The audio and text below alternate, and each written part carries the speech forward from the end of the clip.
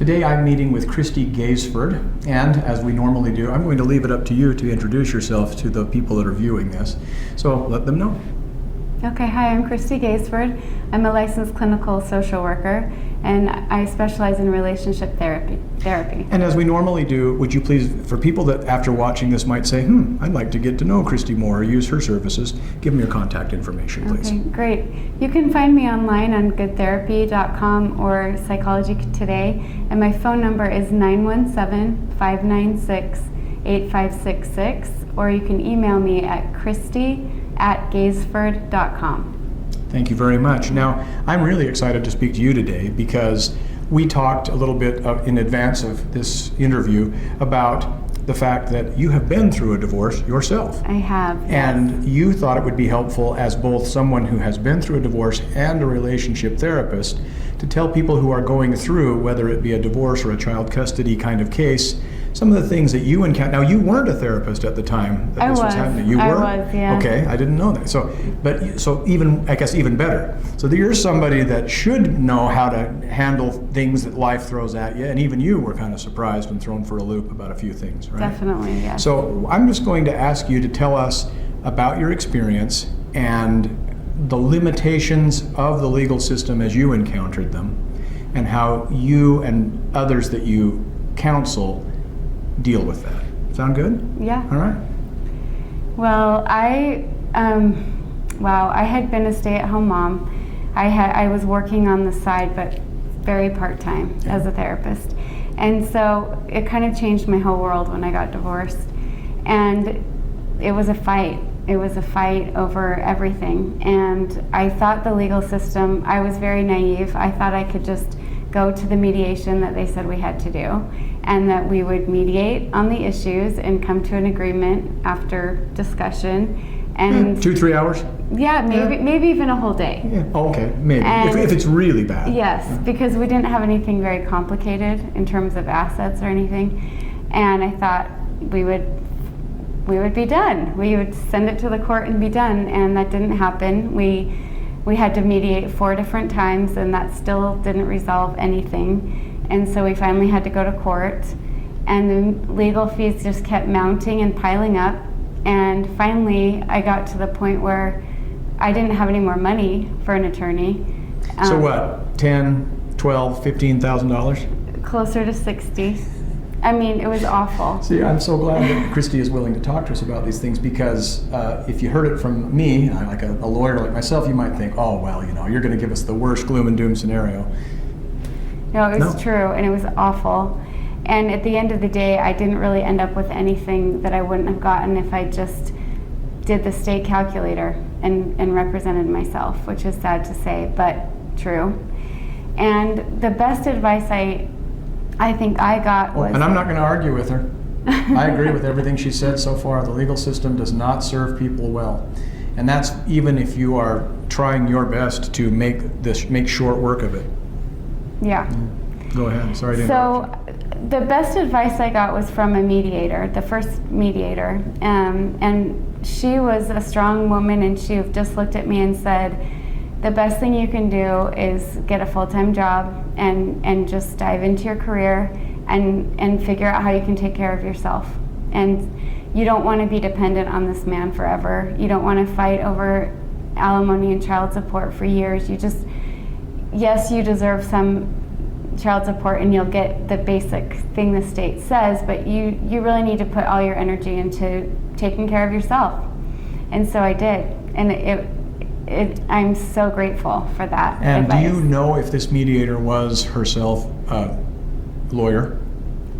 I think she was. Yeah, I was going to say most divorce mediators are lawyers or retired judges or commissioners. So this was somebody, and do you know if she was divorced herself? I don't know. Yeah, I was going to say, lots of mediators are, you don't have to be, of course, but there's a lot of people that go into that because they want to help people avoid the hell that you and others have gone through.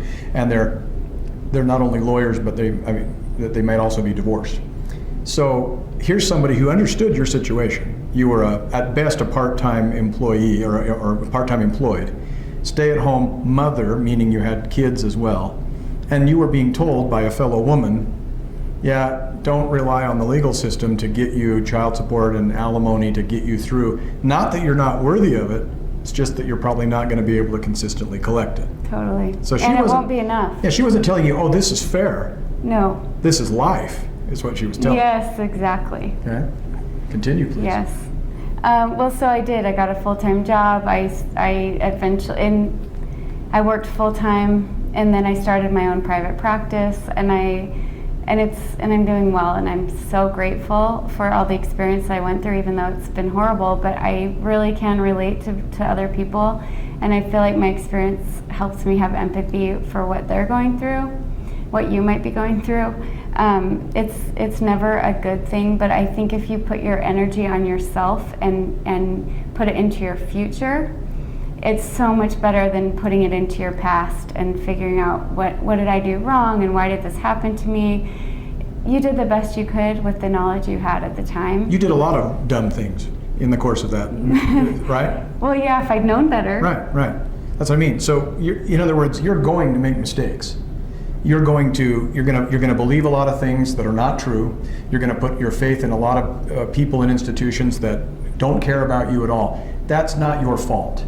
You can't be blamed for believing reasonably that things are going to be the way you thought or you were taught they were going to be. Right. And I was going to ask you another thing. Yeah. Can you tell us, my guess is you're going to say, you're not grateful for pain and suffering. So what do you mean by you're grateful for the experience? Because I think some people will benefit from hearing, it's like, don't be glad that people treat you like crap. But what can you be grateful for? And thanks for asking that. I think what I mean is I'm grateful it's forced me to grow. I'm grateful for the person I've become. I'm grateful for the knowledge and experience I have. I don't think you can gain all those things or if you don't go through hard things. And so yeah, I wouldn't have chosen this path for myself. But I am grateful for who I've become, especially for the woman that has been able to take care of myself and be resilient and be happy.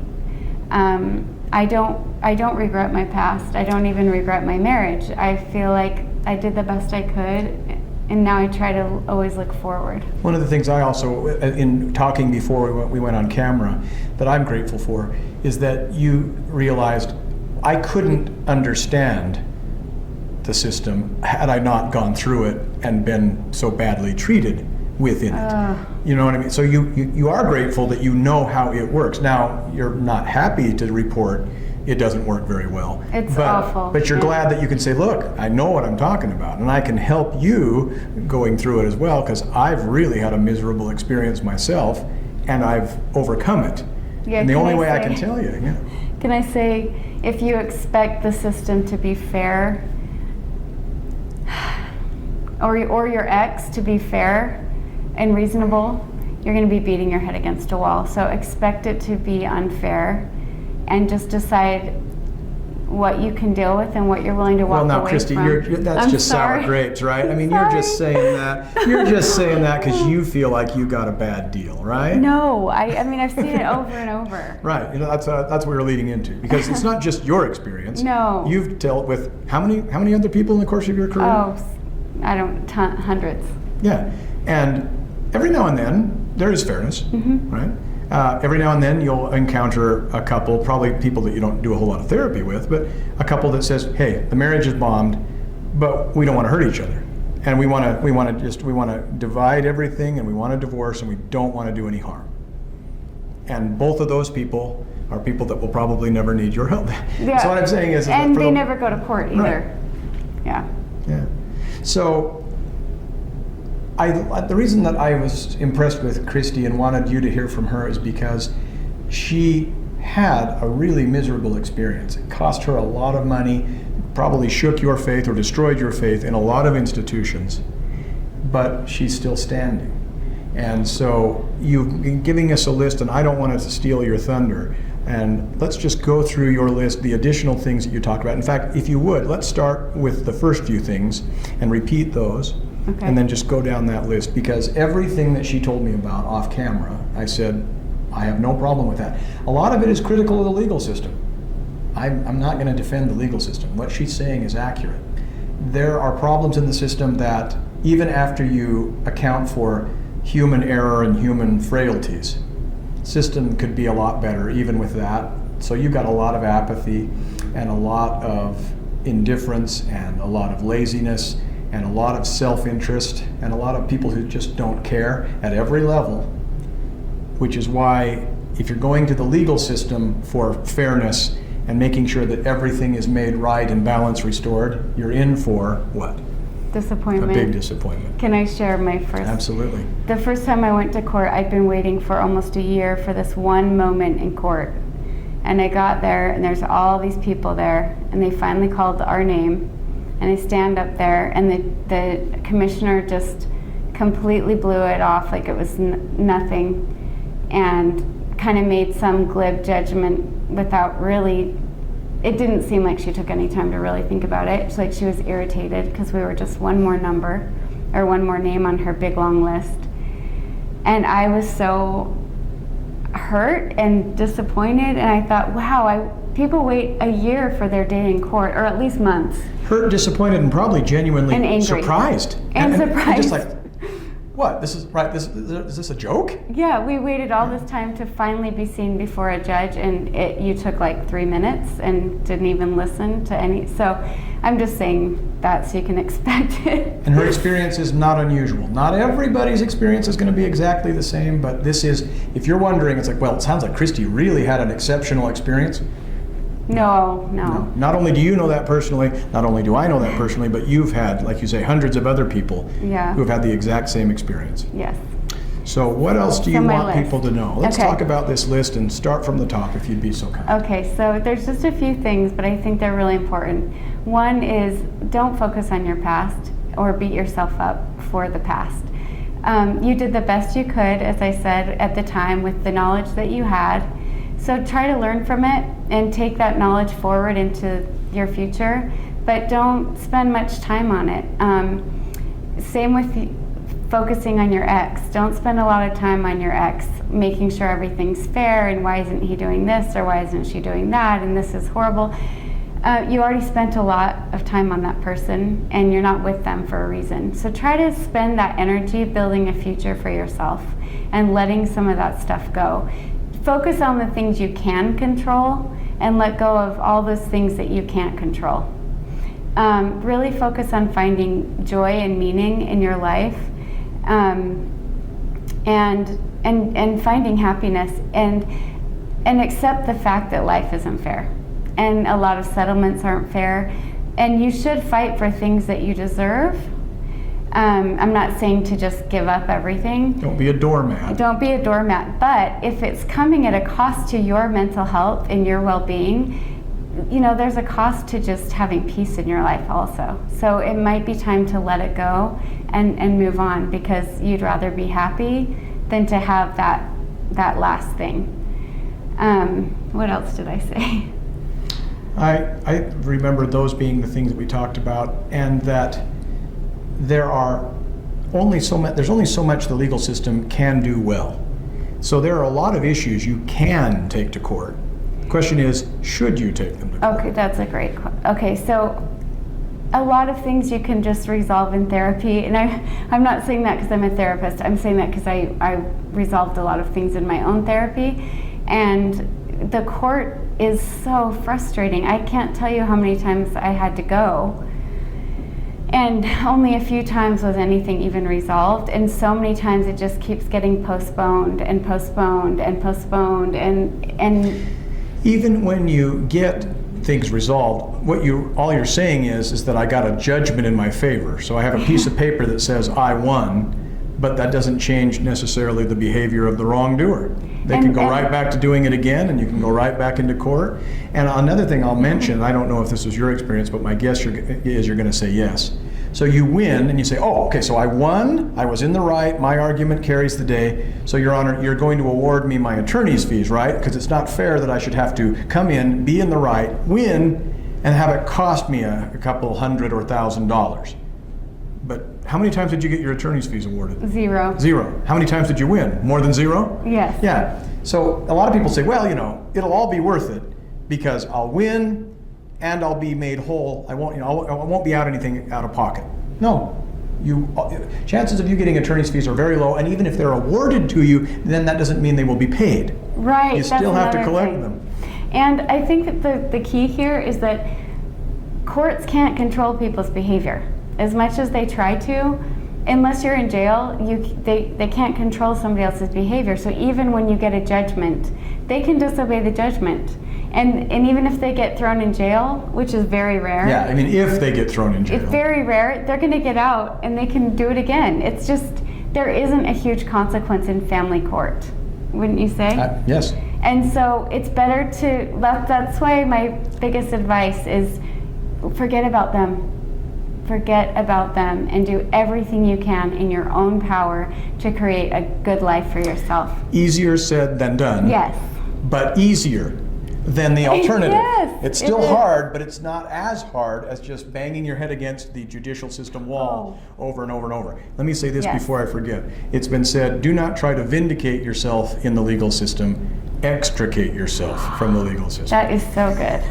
Okay, the last thing I remember I was going to say was, try not to worry about what everybody thinks about you. Yes, that is something I'm glad you remember. Or your decisions. You will get a lot of people in your life that tell you what you're doing wrong, what decisions you should have made, what you should be doing. And it's hard because sometimes it's people really close to you and you care about them and you value their opinion, but you know it's not right for you. So try, and this is easier said than done also, but try to trust yourself. Be true to yourself. You know what's right for you, and you're the only one that lived inside that marriage, that knows what went on and knows your current situation. So really try to trust yourself, and you'll do the right thing. And we'll wrap up with this, because this is one thing we talked about, is we want to make sure it's clear, both of us agree. Don't think that this is, well, just let it go and somehow magically your life gets better. No, you will pay a price, but it will be less than trying to put your trust in a system that does not work very well, if at all.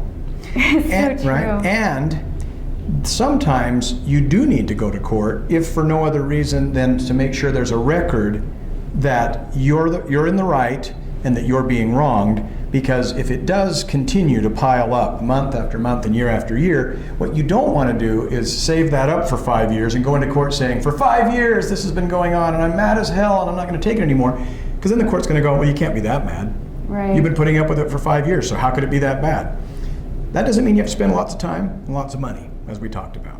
If somebody is not bringing the kids back on time, picking them up on time, if you're chronically not getting paid support on time, if somebody is just bad-mouthing you on social media and there's an order that says you can't do that, you may want to make a note of it, come to court saying, Your Honor, you don't say these words, but like, I don't really expect you to do anything. I don't really expect you to make this better. You could, but I don't really think you care, and I don't really think that you're going to try that hard. You wouldn't say that, but that's your expectation.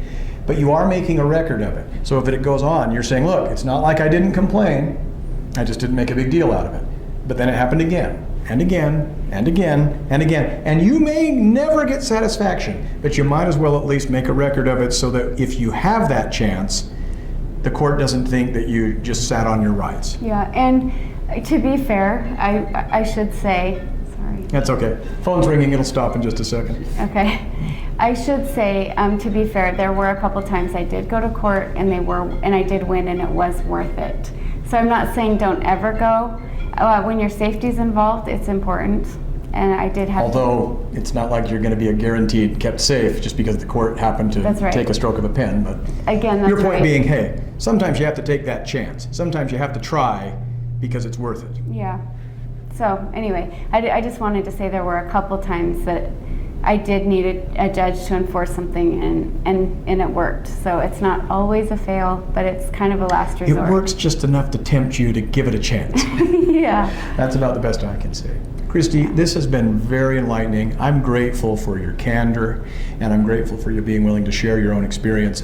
not only in light of your divorce, but in light of your experience as a therapist and helping other people. I think people have really gotten an insight that they would never have otherwise had. Oh, good. So for those that would like to get in touch with you who might think, this is a therapist I'd like to talk to help me work through some of these same problems, would you give us your contact information one more time? Sure. So Kristy Gaisford, Gaisford, and my phone number is 917-596-8566. And my email is Kristy, Kristy @gaisford.com. And we will also put that up in a card at the end of this video, so if you want to write it down, you can do so. Thanks again. Thank you and good luck.